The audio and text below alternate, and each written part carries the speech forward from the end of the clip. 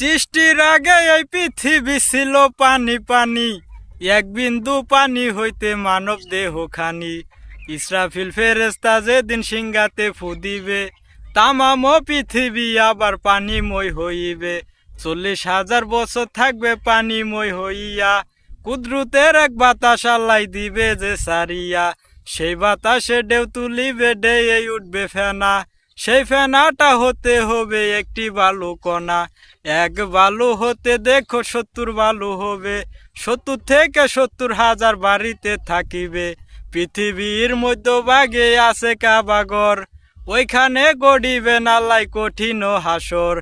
জেনে শুনে সেই খবর কেমনে ভুলে যাও ও মন পাখি রে, একবার পিছনে ফিরে চাও ও মন পাখি রে, একবার পিছনে ফিরে যাও।